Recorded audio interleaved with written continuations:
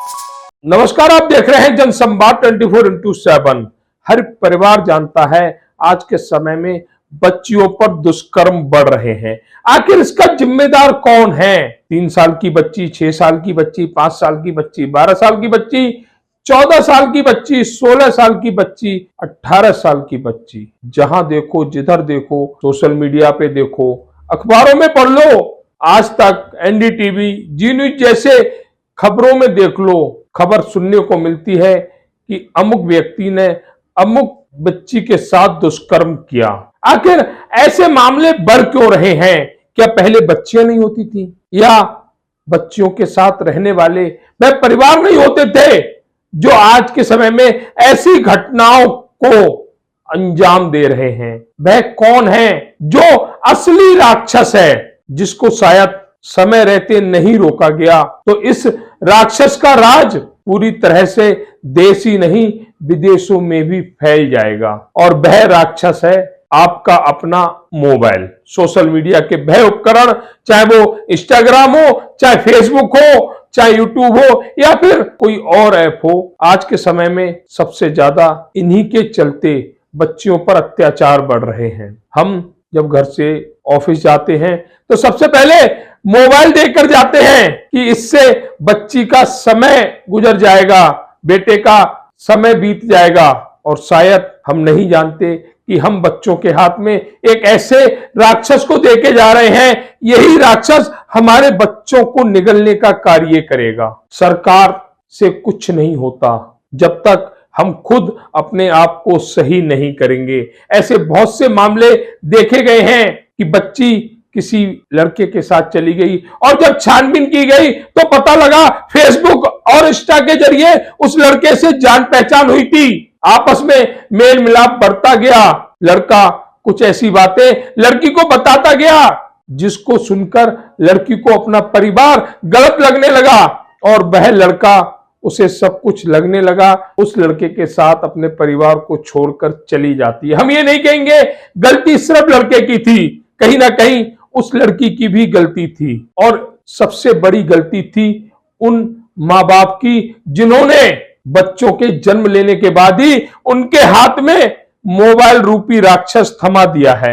हालांकि social media के फायदे हैं अगर उसे सही से उपयोग किया जाए, लेकिन आज के समय में वही सोशल मीडिया परिवारों को बिगाड़ने में लग गई है। आप देश के किसी भी जिले में चले जाइए, किसी भी थाने में चले जाइए, और वहां जाके जब आप शिकायत का रजिस्टर देखेंगे तो हर महीने 4 से 5 शिकायतें ऐसी मिलेंगी जिसमें बच्चियां किसी दूसरे के साथ घर से चली जाती हैं। समय रहते अगर इसमें सुधार नहीं आया तो हम ये नहीं कहेंगे सभी परिवारों को, लेकिन 70% परिवारों के घरों में ऐसे हालात पैदा हो जाएंगे। आप मोबाइल बेटी को दें, जरूर दें, लेकिन एक समय सीमा के बाद। हम ये कहेंगे कि बच्ची के या बच्चे के हाथ में मोबाइल 18 साल के बाद दिया जाए, जिससे कि वह अपने आप को समझ सके जो मोबाइल रूपी राक्षस बच्चियों को या बच्चों को निगलने का कार्य कर रहा है, उससे अपने आप को संभाल पाए। और ये तभी संभव होगा जब हम अपने आप को संभाल पाएंगे। क्या बात हुई परिवार से, परिवार ने क्या मांगे रखी? देखिए, बहुत दुखद है इस तरह की घटना, वो भी ऐसी कॉलोनी में जहां बिल्कुल लोगों के बीच में, और जो दुस्साहस किया है। मैं लगातार पहले से कहता आ रहा हूँ, कोई उसकी बात नहीं है कि यहाँ पूरी तरह से हम बारूद के ढेर पर बैठे हैं। रोहिंग्या और बांग्लादेशी और जो यहाँ स्थानीय मुसलमान हैं मिल करके नरक कर दिया है। ये घटना तो सामने आ गई, ऐसी सैकड़ों घटनाएं हैं जिनको बहन बेटियां अपनी इज्जत की वजह से समाज में बता नहीं पाती हैं। जो गरीब आदमी है उसकी घटना सामने आ जाती है, जो थोड़े ठीक ठाक लोग हैं सामने नहीं आती है। गाजियाबाद के अंदर आप देखते होंगे लगातार, अभी लौनी में जो मैं कल की घटना है, परसों मैं वहाँ गया था, लौनी के अंदर टीला मोड़ थाने में वो सारे के सारे मुस्लिम लड़के हैं। वो बेटी को आपने देखा ही है। एक मुस्तफ़ा नाम का कविनगर थाने का मुकदमा दर्ज हुआ है, अभी तक पुलिस ने किसी को गिरफ्तार नहीं किया है, क्योंकि वो कहीं ना कहीं पैसे वाला है।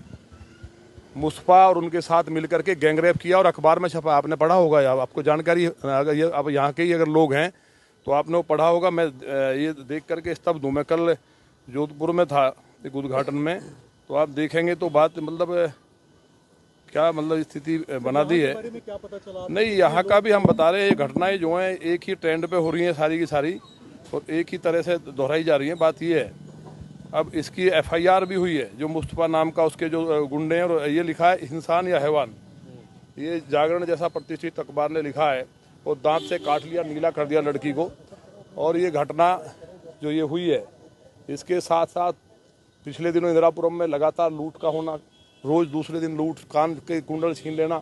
तो ये लड़के जो हैं सारे, देखिए शाहीन बाग यहाँ है, शहीद नगर है, सीमापुरी, ये सारा जो बेल्ट है, ये दिल्ली की, मैं राजनीति की बात नहीं कर रहा क्योंकि दुखद मामला है, लेकिन ये सच्चाई को नहीं कहेंगे और आपके द्वारा बात नहीं पहुंचेगी माननीय मुख्यमंत्री जी तक, क्योंकि आप ही पहुंचा सकते हैं।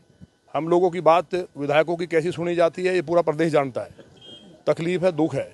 विधायकों को वहाँ बेचारों को चपरासी नहीं समझा जाता है, वहाँ 3-4 अधिकारी उनको जैसा बता देते हैं, और जो कोई बड़ी घटना होती है, देखिए माननीय मुख्यमंत्री जी सख्त एक्शन के लिए मशहूर हैं, लेकिन इस तरह की घटनाओं को जब लगता है कि ये TV पे घटना आएगी, मीडिया वाले भी कुछ ना कुछ, कई लोग ऐसे हैं जो, क्योंकि देखिए सूचना का बजट हमारे यहाँ कई गुना बढ़ चुका है, तो सूचना का बजट बढ़ा है तो सबको चैनल भी चला रहे हैं, सही बात को दिखाए कौन। लेकिन ये बात क्योंकि एक एक व्यक्ति की है, एक एक बेटी की है, और जो बेटियां हमारी काम कर रही है, आज हम बेटियों को, देश के यशस्वी प्रधानमंत्री माननीय मोदी जी, आज हमारी बेटियां रक्षा में पाकिस्तान से लड़ रही हैं, सीमाओं का प्रहरी हैं, जहाज उड़ा रही हैं, और वहाँ ऐसी स्थिति में अपने घर के अंदर भी अगर सुरक्षित नहीं है, तो ये कानून व्यवस्था का जो एक नाटक जो अधिकारी करते हैं, वहाँ जाकर के 3-4 अधिकारी केवल अच्छी बात दिखाएंगे जाके कि महाराज जी आपके लिए अखबार में छपा है, पाकिस्तान में छपा, आपकी बात तारीफ हो रही है लंदन में। मतलब जो वाहियात बात है, जो, और वो अधिकारी हैं सारे जो समाजवादी पार्टी में मलाई काटते थे। मैं लगातार कहता आ रहा हूँ, पुलिसिंग के नाम पे कमिश्नरेट सिस्टम बना था, जितने IPS अधिकारी आए हैं, मैंने एक अधिकारी से मेरी बात हुई, उसने कहा कि सबको लूट के देना पड़ता है और वो ऊपर तक जाता है लूट करके। मुख्यमंत्री जी ईमानदार हैं, तो मेरा ये कहना है कि हमारी बात तो नहीं पहुंचा, आपके द्वारा बात पहुंच जाए तो ये जो बेटियां प्रदेश की, करोड़ों जो केस सामने नहीं आ रहे। गाजियाबाद में ही पिछले 8 दिन में 4-5 केस, तो मैं ही बता रहा हूँ कितनी घटनाएं दबाई गई हैं। और गाजियाबाद जैसा शहर जहाँ कभी कोई घटना नहीं होती थी, जो समाजवादी पार्टी के हालात थे, मैंने कहा ना, अधिकारी समाजवादी पार्टी के एजेंट बन गए इसी कारण, क्योंकि राजनीतिक बात नहीं है।